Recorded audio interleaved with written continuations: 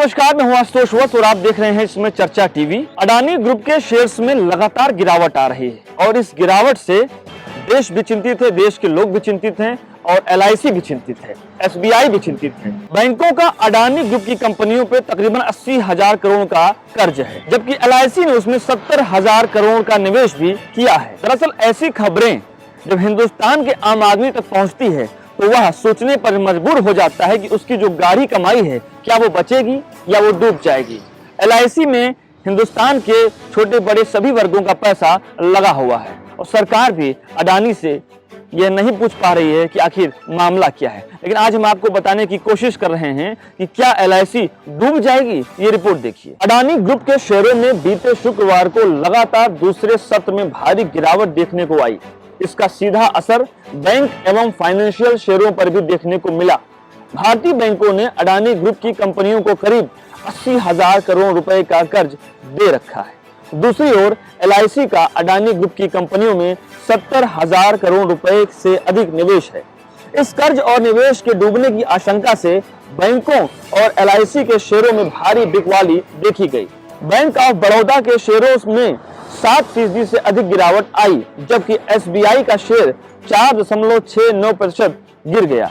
देश की सबसे बड़ी इंश्योरेंस कंपनी एलआईसी का शेयर एक समय 4.3% तक गिर गया, लेकिन बाद में यह 3.25% की गिरावट के साथ बंद हुआ। मीडिया रिपोर्ट्स के मुताबिक wealth mills securities private limited के चीफ मार्केट स्ट्रेटजिस्ट क्रांति बादल ने कहा है कि मार्केट में नेगेटिव सेंटीमेंट हावी है, जिसका असर बैंक स्टॉक्स में दिख रहा है।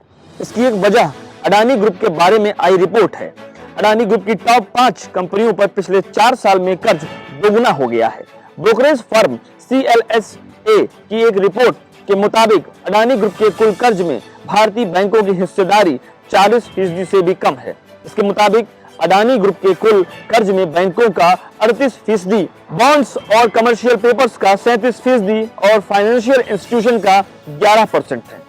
वित्त वर्ष 2022 में अडानी ग्रुप पर 2 लाख करोड़ रुपए का कर्ज था, जिसमें करीब 80,000 करोड़ रुपए बैंकों का था। कांग्रेस के नेता जयराम रमेश ने एक बयान में कहा कि सरकारी बैंकों ने अडानी ग्रुप के निजी बैंकों की तुलना में दोगुना कर्ज दिया है। इसमें से 40% कर्ज एसबीआई ने दिया है। इससे उन लोगों का पैसा डूबने के कगार पर पहुंच गया है जिन्होंने अपनी गाढ़ी कमाई एलआईसी और एसबीआई में निवेश की है। रमेश ने कहा कि अगर अडानी ग्रुप पर लगे आरोप सही हैं, तो एसबीआई जैसे सरकारी बैंकों को भारी नुकसान हो सकता है। आदर्श पारस रामपुरिया की अगुवाई में एनालिस्ट में हाल में एक नोट में कहा कि अडानी ग्रुप में प्राइवेट बैंकों के मुकाबले सरकारी बैंकों का ज्यादा कर्ज है। एसबीआई का कहना है कि अडानी ग्रुप की कंपनियों में उसका कर्ज लिमिट से कम है। हालांकि बैंक ने इस राशि का खुलासा नहीं किया है। एलआईसी ने अडानी ग्रुप की कंपनियों में अपना निवेश बढ़ाया है। 30 सितंबर 2022 तक के आंकड़ों के मुताबिक एलआईसी का कुल इक्विटी पोर्टफोलियो 10.27 लाख करोड़ रुपए का था। इसमें से अडानी ग्रुप की कंपनियों में एलआईसी का निवेश करीब 7% है। हाल के महीनों में विदेशी पोर्टफोलियो निवेशकों ने अडानी ग्रुप की कंपनियों में अपना निवेश कम किया है। पिछले साल एलआईसी का आईपीओ लाई थी, लेकिन इसका शेयर कभी भी अपने इश्यू प्राइस तक नहीं पहुंच पाया। एलआईसी ने हाल में Adani enterprises, Adani total gas और अडानी ट्रांसमिशन में अपना निवेश बढ़ाया है।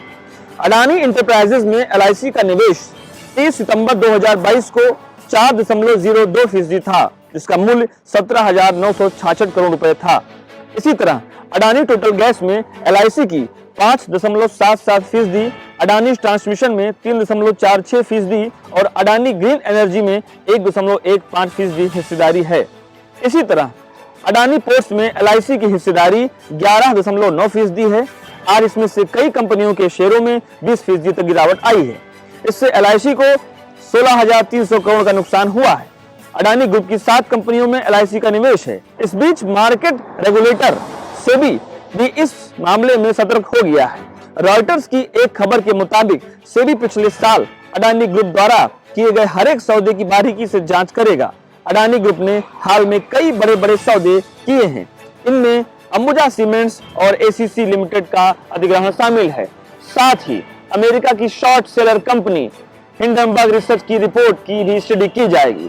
इस रिपोर्ट में अडानी ग्रुप पर कई आरोप लगाए गए हैं। हालांकि अडानी ग्रुप ने इस आरोपों का खंडन करते हुए अमेरिका कंपनी के खिलाफ कोर्ट जाने की बात कही है। सरकार पिछले साल LIC का IPO भी लेकर आई थी। इसके तहत सरकार ने अपनी 3.5% हिस्सेदारी बेची भी थी। माना जा रहा है कि सरकार अपनी हिस्सेदारी और बेच सकती है। दरअसल LIC सरकार के लिए एक प्रकार से दुधारू गाय होती है। जब सरकार को आवश्यकता पड़ती है, सरकार कहीं मुश्किल में होती है, तो LIC के आगे दामन फैलाकर बैठ जाती है और ऐसा कई बार हुआ है। देश की सबसे बड़ी बीमा कंपनी LIC फिर चर्चा में है। तेलंगाना के मुख्यमंत्री के चंद्रशेखर राव ने बीते दिनों एक रैली में LIC का मुद्दा उठाया।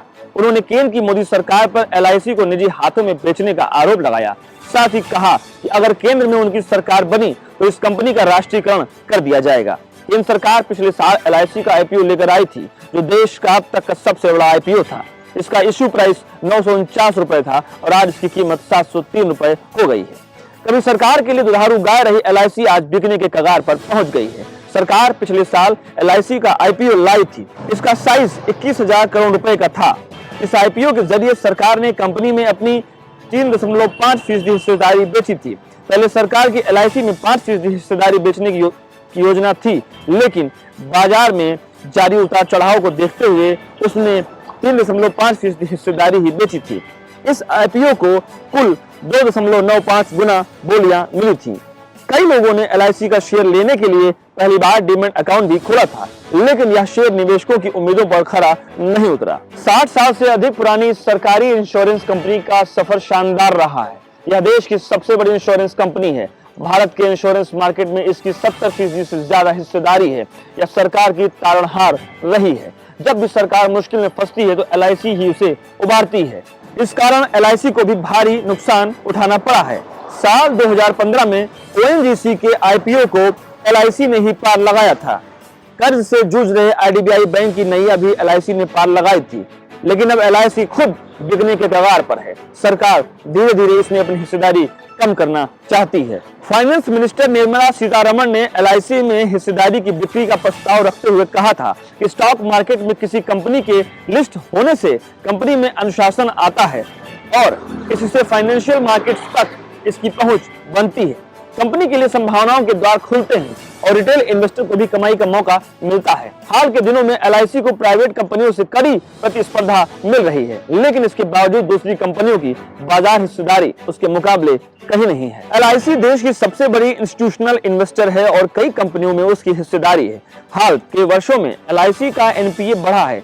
इसकी वजह यह है कि उसने जिन कंपनियों में निवेश किया था उनमें से कई की हालत खराब है।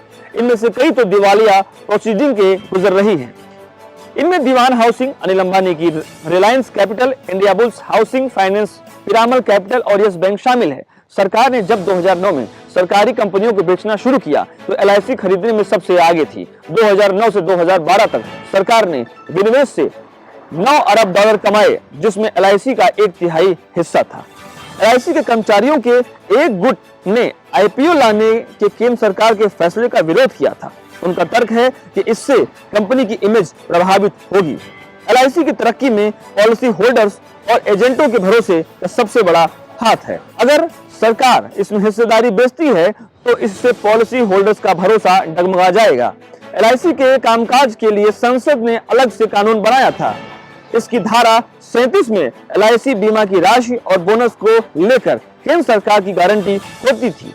प्राइवेट सेक्टर की बीमा कंपनियों के साथ यह बात नहीं था। शायद यही वजह है कि LIC पर देश का भरोसा आज तक बना हुआ है। कुल मिलाकर अभी जो हालात हैं, अडानी के जो हालात हैं, देश के जो हालात हैं, उसको देखकर तो ऐसा नहीं लगता है कि LIC डूब जाएगी, क्योंकि LIC एक समंदर है और आपका पैसा अभी सेफ है। लेकिन देखना होगा कि देश के प्रधानमंत्री क्या निर्णय लेते हैं। तो ये विदेशी कंपनियों का अडानी कंपनी पर जो आरोप लगा है, जो ये एक हिंडनबर्ग की एक रिसर्च रिपोर्ट आई है, क्योंकि इस रिपोर्ट के आने के बाद से लगातार अडानी के शेयर्स में भारी गिरावट आई है।